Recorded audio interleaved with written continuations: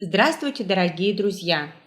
Псковская специальная библиотека приглашает вас вновь отправиться в виртуальное путешествие. На этот раз мы познакомимся с Балтийским морем, с его обитателями и сокровищами. А еще мы сыграем морской бой и потанцуем.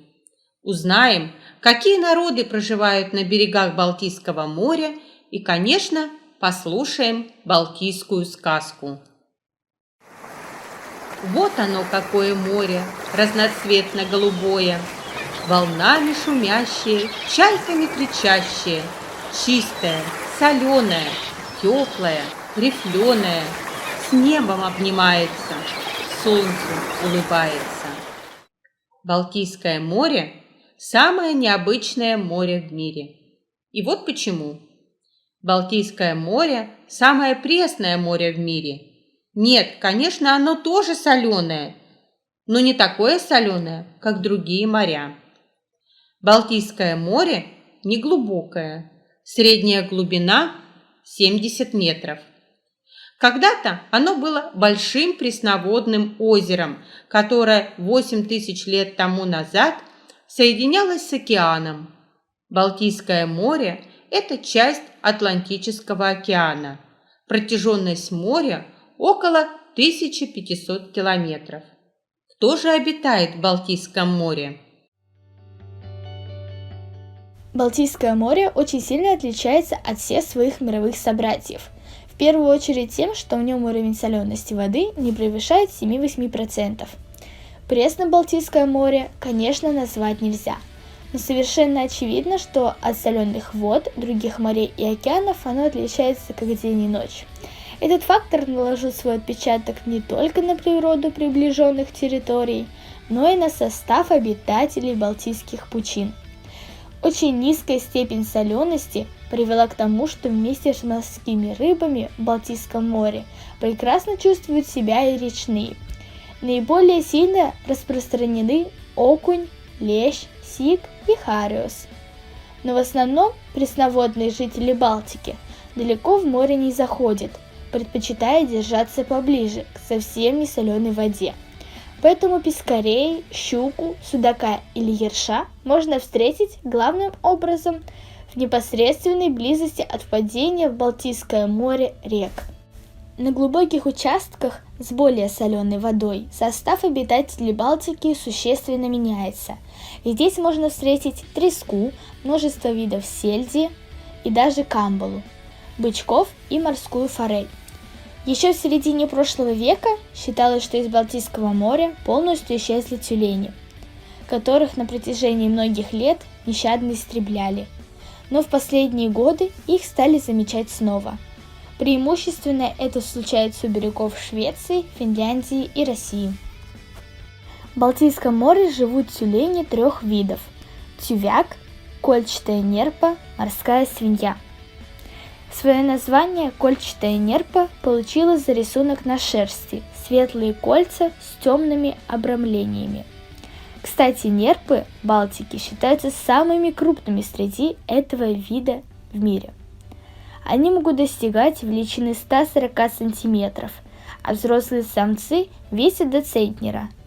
Частенько в последнее время они выбираются на пляжи, чтобы отдохнуть от долгого пребывания в воде.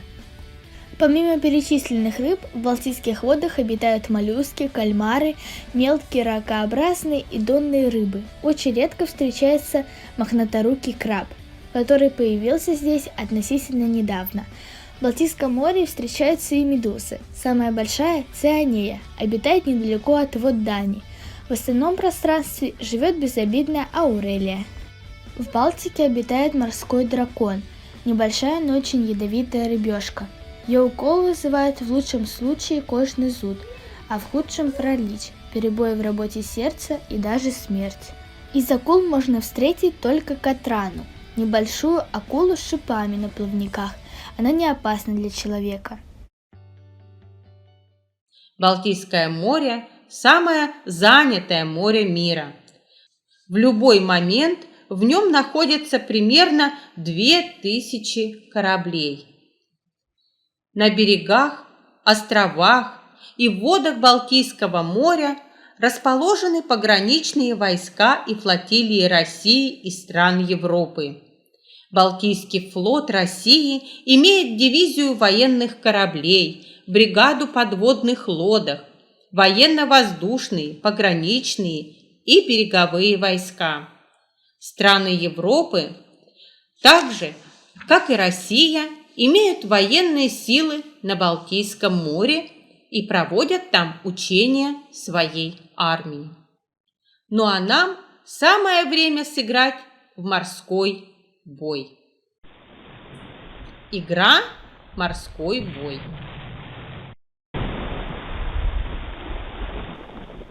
А1. Промахнулись. А2. Первый вопрос. Балтийское море по сравнению с другими морями. Варианты ответов.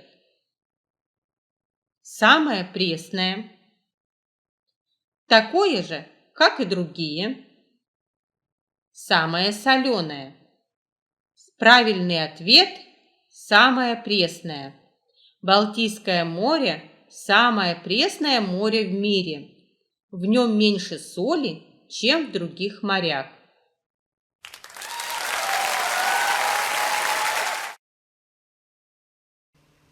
А3. Вопрос номер 2. Частью какого океана является Балтийское море? Тихого океана, Индийского океана, Атлантического океана. Правильный ответ – Атлантического. Балтийское море – внутриматериковое окраинное море, глубоко вдающееся в материк.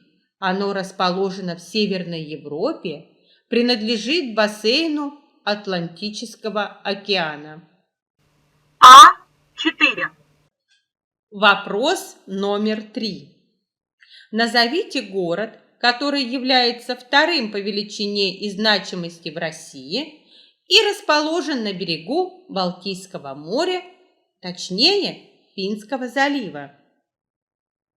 Санкт-Петербург, Москва, Великий Новгород. Правильный ответ – Санкт-Петербург. Санкт-Петербург – город на реке Неве, но не только. Значительная часть города и его пригородов выходит берегами на Финский залив Балтийского моря. Б1. Вопрос номер 4. Сколько видов тюленей живет в Балтийском море?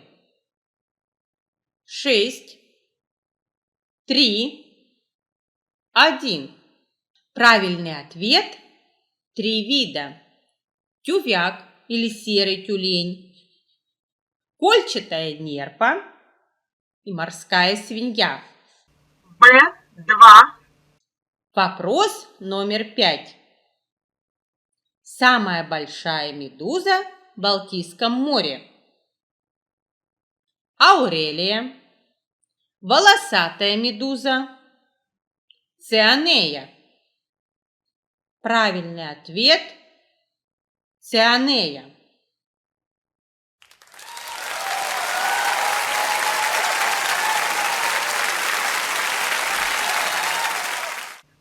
Б3. Вопрос номер 6. Ядовитая рыбешка Балтийского моря. Морской дракон, рыба-игла, угорь. Правильный ответ – морской дракон.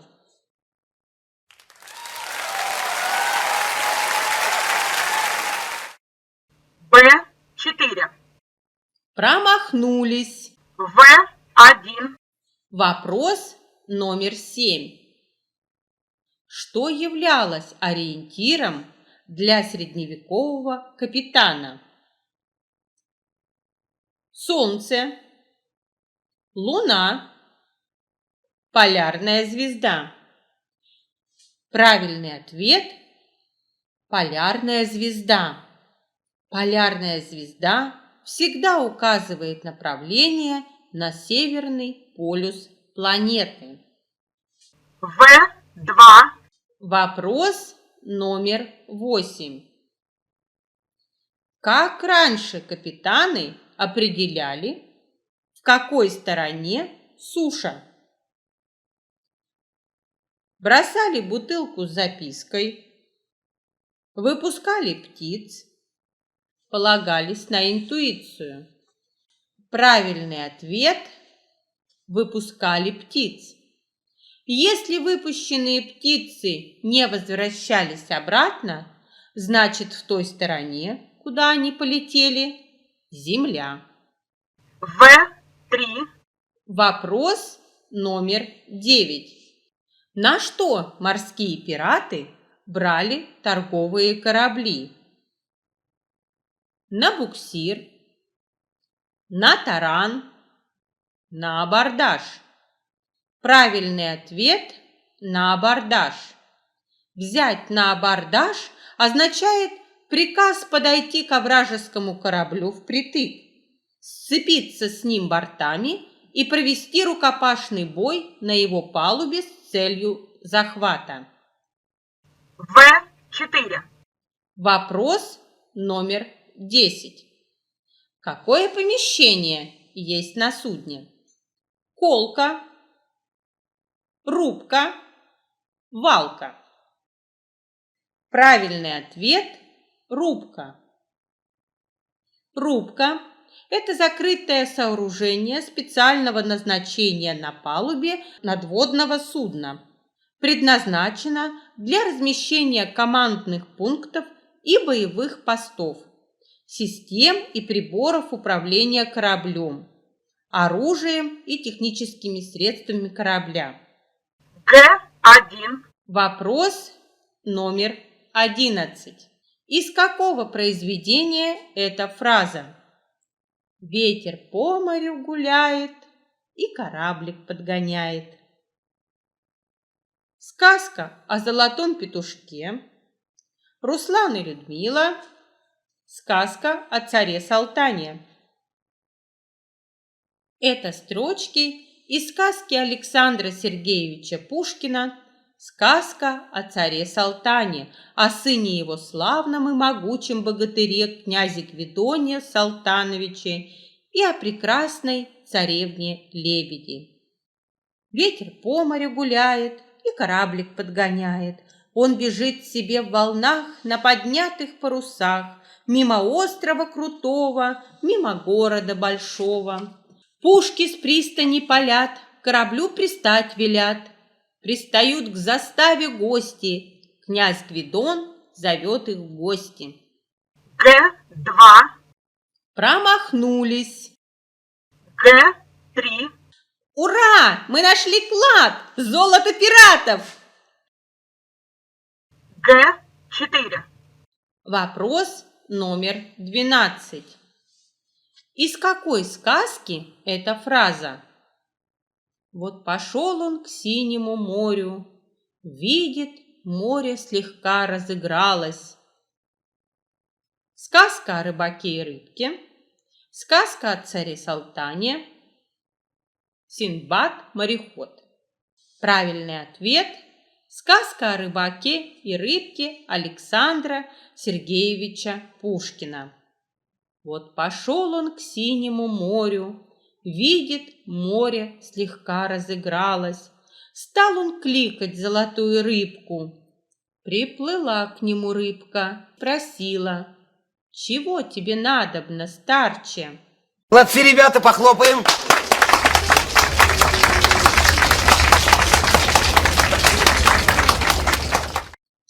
А сейчас давайте немного отдохнем и потанцуем. Можно танцевать под песенку «Море волнуется раз».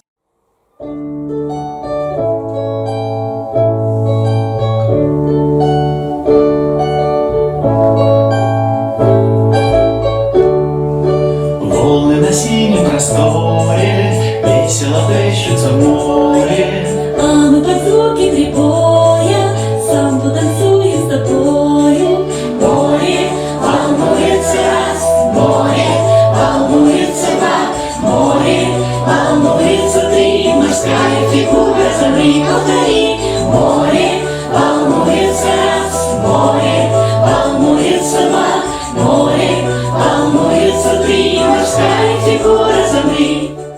А можно под песню «А рыбы в море плавают вот так».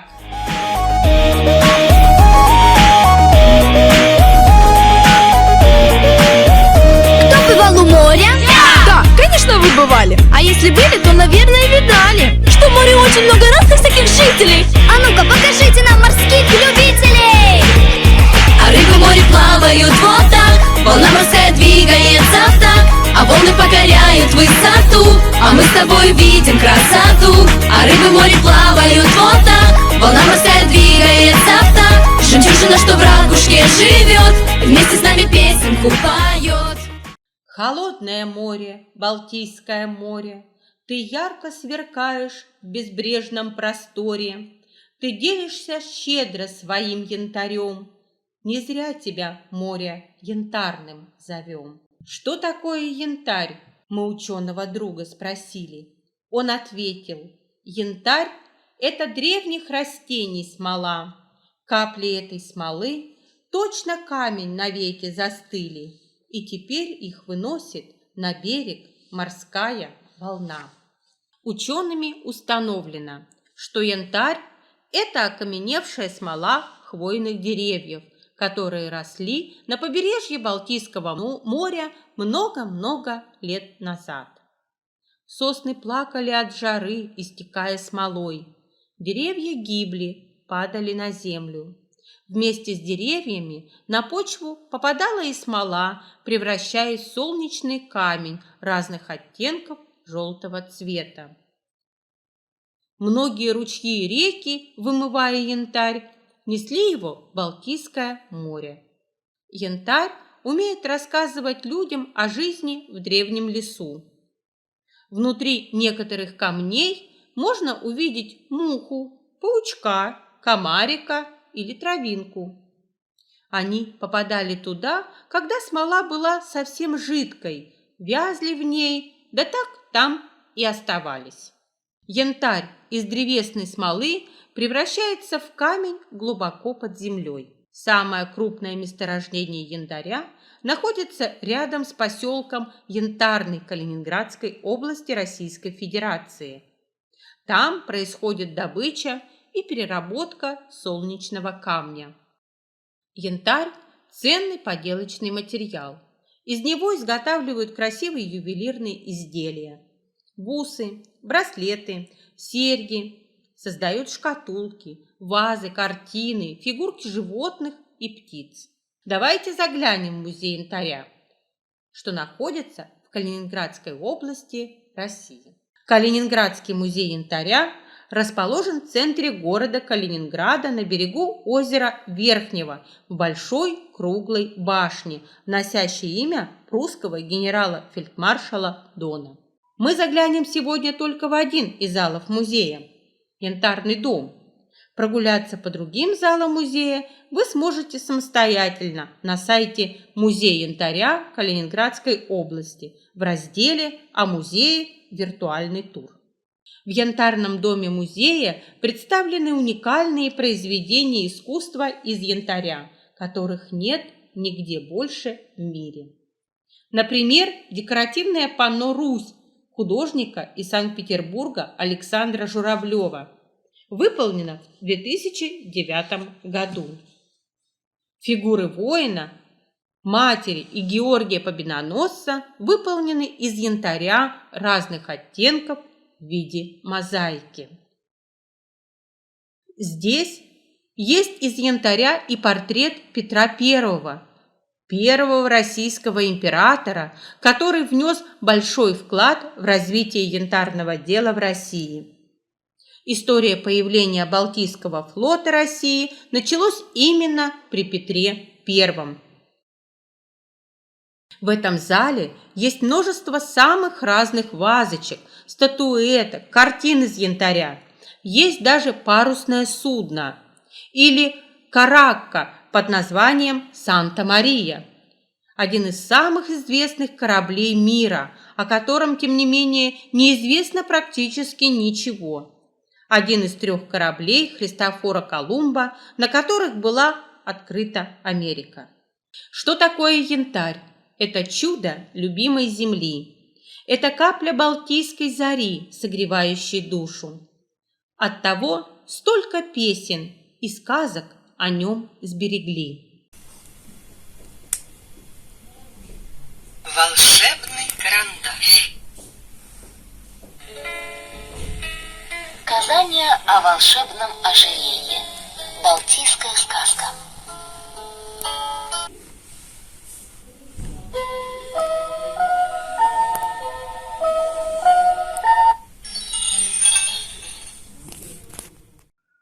Жил старый король в государстве далеком. Он был очень жадным и очень жестоким. Каких бы чудес ни рождала земля, отнять их стремились гонцы короля. Все меньше на свете чудес оставалось, все реже пополнить казну удавалось. Но как-то с прекрасной Балтийской земли посланцы желанную весть принесли. Мол, гауя птица в стране этой дальней хранит ожерелье из дивного камня. На свет через бусины только взгляни, живые картины покажут они. Король к себе тут же слугу подзывает, с жестоким приказом его посылает.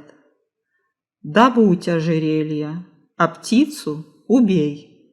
Не смей возвращаться без этих камней. Посыльный в дорогу собрался, не споря, и вот уже берег Балтийского моря. О чем-то неведомом шепчет волна, и блеском янтарным играет она. Вот лес, вот гнездо той таинственной птицы, где сказочный камень, по слухам, хранится. А птица? Ох, как же она велика! Аж замерло сердце в груди у стрелка. Не стал он стрелять, затаился в испуге. А к ночи лишь сумрак сгустился в округе, от хлопанья крыльев земля затряслась, и птица огромная прочь унеслась.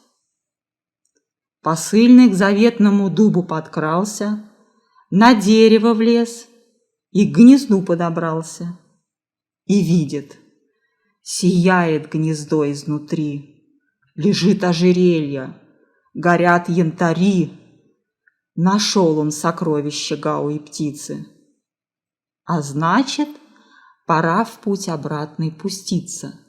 На лодке он плыл веселей и быстрей, и все любовался добычей своей. Здесь каждая бусина словно живая. В одну поглядишь, корабли проплывают, в той лебеди в небе, а в этой заря, как в сказке сияют огни янтаря.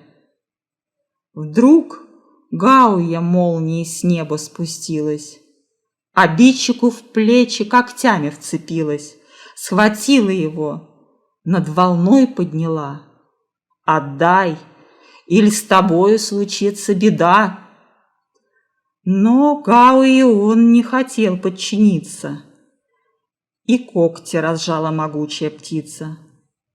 Тут в море янтарь уронил человек, и скрылось из глаз ожерелье навек. Гонец, хоть до лодки доплыть ухитрился, домой без добычи идти не решился. Не знаю, быть может, еще до сих пор, томясь на чужбине, скитается вор. А что ожерелье? Оно не пропало.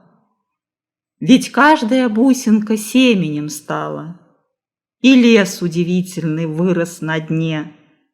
Стоят там деревья в морской глубине. Не могут до света они дотянуться, и слезы янтарные с веточек льются. Те слезы выносят на берег прибой, и тот, кто найдет, может взять их с собой. Вглядись-ка в янтарь, что нашел возле моря, живые картины увидишь ты вскоре, и, может, расскажут тебе янтари о давних преданиях Балтийской земли. Сегодня Балтийское море – важнейший транспортный коридор Балтийское море омывает берега Эстонии, Латвии, Литвы, России, Польши, Германии, Дании, Швеции и Финляндии. Дания. В Дании родился знаменитый сказочник Ганс Христиан Андерсен, а героиня его сказки «Русалочка» стала символом страны. Германия. В Германии родился знаменитый во всем мире немецкий композитор Рихард Штраус.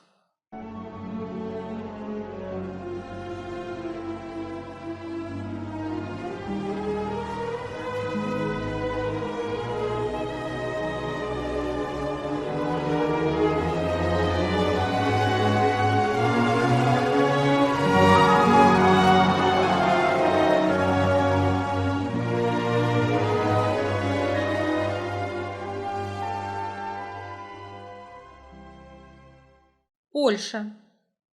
На севере Польши есть город Мальборг, в котором находится один из самых больших средневековых замков в мире. Россия. Калининградская область – самый западный регион России. На севере Калининградской области находится Куршская коса. Это узкий песчаный участок суши между Балтийским морем и Куршским заливом. Длина Куршской косы достигает 98 километров. Из них 48 километров принадлежат России, а 50 километров – Литве. Сегодня большая часть российской части косы – национальный парк. Живописные дюны, густые сосновые леса, пресный Куршский залив и соленое Балтийское море – это сочетание делает природу косы неповторимой. Для знакомства с флорой и фауной в парке проложены пешеходные маршруты. В лесах можно увидеть вековые сосны и гигантские туи, встретить кабанов, косуль, лисиц и зайцев. А еще над косой ежегодно пролетают миллионы перелетных птиц. Многие из них останавливаются здесь, чтобы поесть и отдохнуть. Поэтому косу еще называют птичьим мостом. Литва. Литва расположена на восточном побережье Балтийского моря. Национальным видом спорта в Литве является баскетбол. Латвия. Животный мир Латвии очень своеобразен. Здесь водятся особенные птицы. Они немного больше дроздов. Оперение у этих птиц желто-коричневое, крылья красно-коричневые, а на нижней части хвоста поперечные полосы.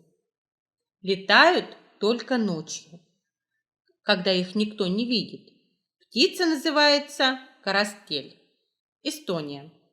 Государство, расположенное в Северной Европе, на северо-восточном побережье Балтийского моря. В Таллине, в столице Эстонии, находится могила великого русского мореплавателя Ивана Федоровича Крузенштерна. Финляндия. На юге и западе берега страны омывают воды Балтийского моря. В Финляндии Пасха – очень почитаемый праздник. Дети ходят из дома в дом, рассказывают разные истории и просят угостить их сладостями, например, мямми. Это темно-коричневая сладкая каша из ржаной муки и солода. Кашу запекают в печи, продают в коробочках. Швеция. По площади Швеция занимает 5-е место среди стран Европы. Также омывается водами Балтийского моря. В Швеции, первой из европейских стран, появились национальные парки. Сейчас в Швеции около 16 национальных парков и около 900 заповедников. Проезжая по дорогам Швеции, то и дело видишь указатели, которые предупреждают, что на дорогу могут выйти животные, лоси. А нам пора возвращаться в Россию, ведь наше виртуальное путешествие по Балтийскому морю закончилось. Остается только добавить, что 15 октября в 15:00 мы приглашаем вас в виртуальное путешествие в горы Кавказа. где мы познакомимся с кабардинской народной сказкой. Текст читала Кондратьева Татьяна Викторовна. Спасибо за внимание. До новых встреч!